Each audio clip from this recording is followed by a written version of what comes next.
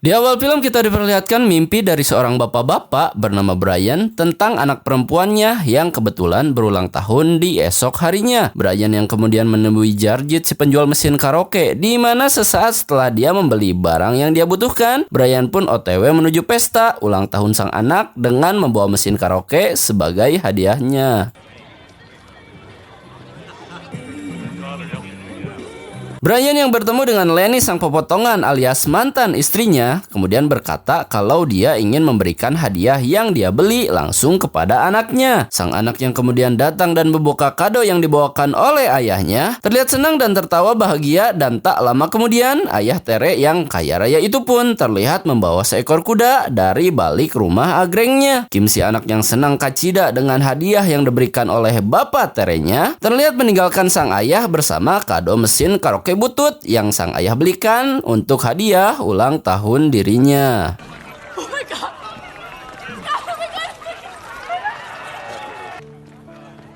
Brian yang sedang melihat foto momen ulang tahun dari sang anak nampak dikunjungi oleh beberapa teman lamanya. Orang-orang tua yang sudah lanjut usia tersebut terdengar membicarakan beberapa hal, dimulai dari senda gurau sampai aktivitas setelah masa pensiun mereka.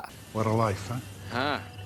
Saat kunjungan selesai dan mereka akan kembali pulang, Sam berkata kepada Brian kalau dia berniat mengajaknya untuk bergabung menjadi bodyguard dari seorang penyanyi di acara hajatannya. Dan mendengar penawaran dari teman baiknya, Brian pun mengiyakan ajakan tersebut karena bagi Brian, masa tua akan nampak membosankan kalau diisi hanya dengan gegolehan alias coli dan rebahan saja.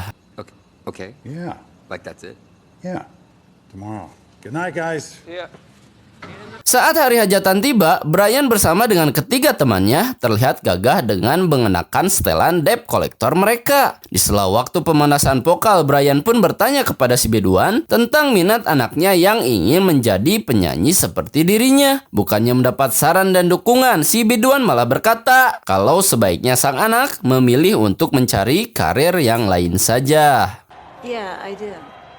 Tell her to pick another career.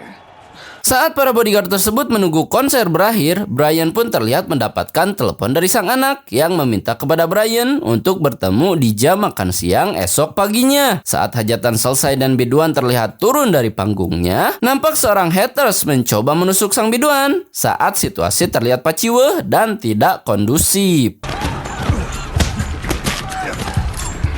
Brian yang dapat dengan mudah mengalahkan si haters dan membawa si biduan keluar dari kekacauan, terlihat mengantar si biduan menuju Oyo untuk diselamatkan. Di adegan berikutnya, sang Dipa yang tadi selamat dari penusukan terlihat menemui Brian seraya meminta maaf atas apa yang sebelumnya dia ucapkan, sekaligus memberikan kartu nama dari pelatih vokal beserta dengan manajernya.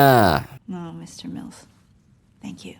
Esok paginya, Kim yang datang bersama dengan Lenny si pepotongan nampak mengejutkan Brian yang sudah menunggu Kim di restoran tempat mereka berdua janjian. Kim yang kemudian menceritakan niat dan maksud dirinya mengajak sang ayah makan siang di sana adalah untuk meminta surat izin dari sang ayah karena Kim berencana untuk berlibur ke Paris bersama temannya yang bernama Amanda. Brian yang terlihat tidak menyukai rencana tersebut nampak membuat suasana makan siang mereka menjadi tak diinginkan. Kim yang kemudian meninggalkan Brian dibarengi dengan Lenny si pepotongan yang terlihat ngutruk, bukannya memperlihatkan kartu pelatih vokal yang dia dapatkan. Suasana makan siang mereka menjadi ajang marah-marahan dan ajang ambek-ambekan. I'm not comfortable putting my daughter at risk. You made a mess of your life in the service of your country. You're pathetic. Brian yang kemudian memberikan izin kepada Kim dengan beberapa syarat nampak membuat sang anak bahagia dengan terlihat ajol-ajolan di rumahnya. Brian yang kemudian mengantar sang anak menuju bandara dan sedikit membicarakan perihal pekerjaan dirinya membuat Kim menjadi sangat mengerti kenapa sang ayah begitu protektif terhadapnya. Setelah mereka sampai di bandara, Brian mengetahui kalau sang anak sedikit berbohong kepadanya, mau tidak mau harus merelakan kepergian sang anak dengan perasaan cemas dan sebuah senyum palsu yang Brian tunjukkan di wajah keriputnya. Sesampainya mereka di bandara juara dunia Piala Dunia kemarin, terlihat seorang pemuda bernama Peter mencoba mengajak Kim dan Amanda untuk berbincang dan patungan membayar taksi dikarenakan taksi di Paris sangat mahal apabila dibayar oleh perorangan. Kim dan Amanda yang terlihat senang karena merasa mendapatkan teman yang ramah, kemudian terlihat OTW bersama Peter menuju apartemen tempat tinggal mereka dengan wajah polos karena tidak tahu apa-apa. Want to share? Yeah. Okay, perfect. Nice. Thanks. Sesampainya mereka di tujuan, Peter yang sok ganteng kembali bertanya kepada mereka tentang nomor lantai dan kamar dengan berpura-pura ingin mengajak kedua secoli tersebut untuk bergabung ke pesta kampus yang akan diadakan malam harinya. Amanda yang kemudian memberitahu Peter detail dari tempat tinggalnya. Peter yang ternyata merupakan seorang komplotan dari penculik cabe-cabean memberitahu kepada rekan-rekannya di mana Kim dan Amanda tinggal dan dia pun kemudian pergi dari sana. Fees floor. 2 girls around 18. Brian yang terlihat cemas karena tidak mendapat kabar dari sang anak akhirnya dapat menghubungi Kim setelah beberapa kali dia mencoba untuk menghubunginya. Kim yang kemudian menjelaskan situasi mereka dan berkata kalau dia sudah sampai di apartemen, nampak ketakutan karena Kim melihat beberapa pria masuk ke dalamnya, bahkan sampai menangkap Amanda yang sedang ajol-ajolan di atas kursinya. Brian yang kemudian memberitahu apa yang harus Kim lakukan dengan harus tetap fokus untuk memberitahu ciri-ciri dari fisik mereka. Kim yang kemudian ditangkap dan meneriakkan ciri-ciri yang ada pada orang-orang yang telah menangkapnya membuat situasi begitu mencekam. Dan saat Brian mencoba untuk bernegosiasi kepada mereka, si penculik pun terlihat meremehkan Brian dan kemudian berkata, Good luck. Brian yang kemudian menghubungi Sam untuk mencari petunjuk, sementara dia OTW menuju Lenny untuk memberitahunya apa yang terjadi pada anak mereka dan membuat Lenny terlihat menyesal karena sudah menjadi penyebab anaknya pergi berlibur bersama dengan Amanda. Sam yang kemudian memberitahu semua informasi yang dia dapatkan tentang kelompok yang telah menculik anaknya membuat Lenny lebih merasa sedih karena menurut informasi yang Sam dapatkan, kalau kesempatan Brian dalam menemukan anaknya hanyalah 90 jam sampai Kim dinyatakan hilang dan tidak bisa ditemukan bahkan oleh Brian sekalipun. Alice says you have a 96-hour window from the time she was grabbed to never finding her. Brian yang kemudian OTW menuju Paris dengan petunjuk sebuah rekaman yang dia punya untuk mencari dan menemukan anaknya dan membunuh semua bajingan tolol yang sudah mencoba berurusan dengan dirinya.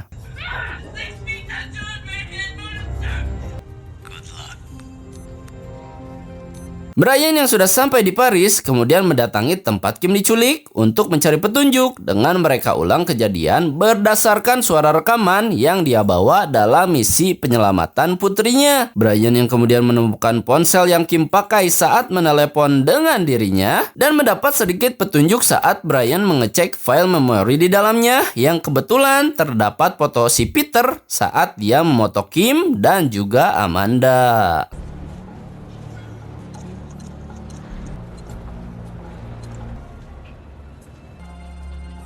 Peter yang terlihat sedang berada di bandara dan menargetkan mangsa berikutnya terlihat dihajar oleh Brian saat Peter nampak sedang melancarkan modus penculikannya. Brian yang kemudian diserang oleh si Malika yang terlihat begitu sangat mudah bagi Brian untuk menjatuhkannya. Peter yang terlihat melarikan diri dan Brian yang mencoba untuk mengejarnya, di mana Peter yang kemudian tewas tertabrak oleh sebuah truk saat dia lengah karena tidak fokus dengan apa yang ada di hadapannya. Brian yang kemudian menemui seorang teman bernama John Claude mendapat sedikit informasi dari mana dia harus mulai mencari para penjahat yang telah menculik anaknya. Brian yang kemudian menyewa sebuah mobil beserta seorang guru bahasa untuk dijadikan kang terjemah, di mana Brian nampak mendatangi lokasi Open BO sebagai petunjuk pertamanya.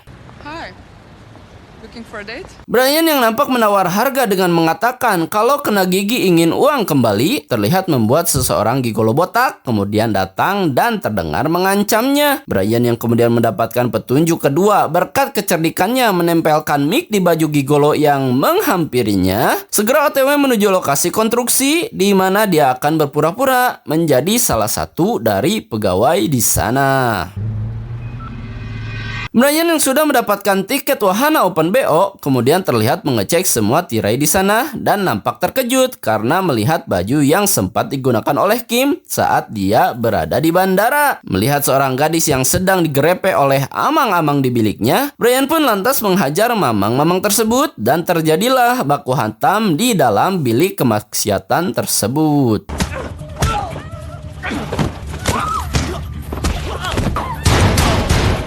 Para penjaga yang kemudian keluar dari kandangnya karena Brian sudah membuat kerusuhan, nampak berhasil membawa sang gadis kabur dengan mobilnya. Dengan beberapa adegan di mana Brian membawa gadis tersebut ke sebuah hotel untuk dirawat agar dia bisa menanyai gadis tersebut dan bertindak untuk langkah selanjutnya.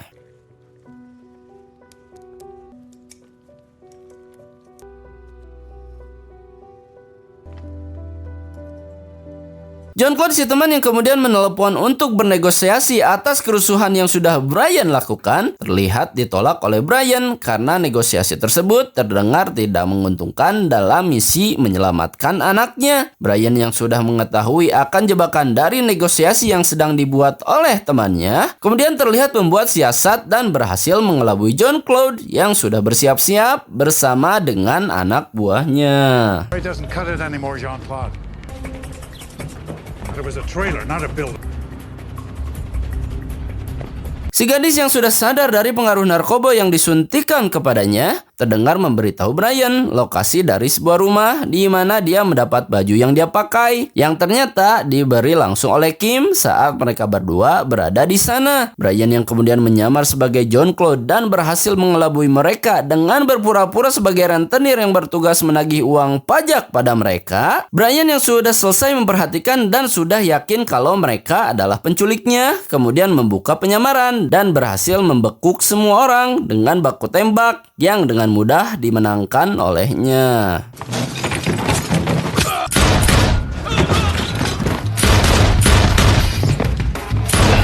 Brian yang kemudian menggeledah tempat tersebut dan menemukan Amanda yang terlihat OD alias overdosis karena pengaruh narkoba yang disuntikan di tangannya, kemudian menyiksa Marco si pemimpin gerombolan dengan metode psikopat yang sudah dia siapkan sebelumnya. Marco yang tertekan dengan metode yang dipakai Brian untuk menyiksanya, kemudian terdengar memberitahu Brian sebuah nama di mana Marco berkata kalau dia menjual Kim dengan alasan seorang perawan lebih mahal apabila Marco menjualnya. My daughter. You sold her. She was virgin. Lot of money. Brian yang kemudian OTW ke rumah John Claude untuk mencari tahu siapa Pertis Sinclair yang dikatakan Marco kepadanya, terlihat mengejutkan John Claude yang kemudian menyiapkan senjata untuk berjaga-jaga dari tindakan Brian yang bisa saja akan mengancam keluarganya. Brian yang tidak basa-basi dengan maksud tujuannya, yang mana Brian terlihat mengancam temannya dengan cara yang sedikit berlebihan. John Claude yang kemudian memberitahu orang tersebut melalui akun resmi miliknya, membuat Brian mengetahui wajah sekaligus tempat tinggal orang tersebut. Dengan sedikit pukulan, Brian pun berkata kalau dia meminta maaf dan berpesan kepada istri temannya.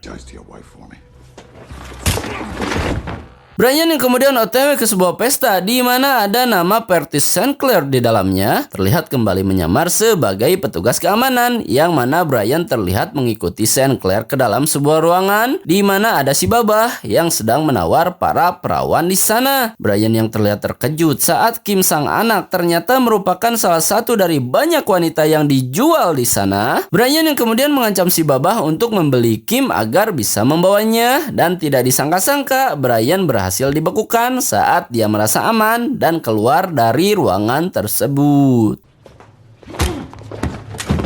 Brian yang berhasil dilumpuhkan kemudian diinterogasi oleh Pertis Sinclair di sebuah ruangan bersama dengan anak buahnya. Brian yang terpojok dan hampir saja menemui ajalnya kemudian berhasil menyerang balik karena kebodohan mereka saat hendak akan mengeksekusinya. Brian yang terlihat telah mengalahkan semua anak buah si Patrick sekaligus menodongkan pistol ke babatoknya. Kemudian diberitahu kalau Kim akan dibawa oleh sebuah perahu di sebuah dermaga dekat pelelangan tempat mereka membelinya. It was all personal to me. Brian yang terlihat mengejar sebuah mobil dengan napas Senin Kemisnya, kemudian memutuskan untuk membegal sebuah mobil sebagai kendaraan pribadinya dalam pengejaran perahu yang sudah berlayar tepat di depannya. Brian yang berhasil mengejar perahu tersebut dan melompat tepat ke atasnya, kemudian terlihat mengalahkan para penjaga satu persatu dan membuat si Babah terpancing, kemudian mengerahkan para anak buahnya. Brian yang terlihat berhadapan dengan raja terakhir, di mana si Babah terlihat kuat dan bisa memojokkannya. Namun semua itu tidak bisa bertahan lama, di mana Brian berhasil mengalahkan si Babah sekaligus menembak si Babah gembrot saat dia terdengar bernegosiasi karena ketakutan akan kehilangan nyawanya.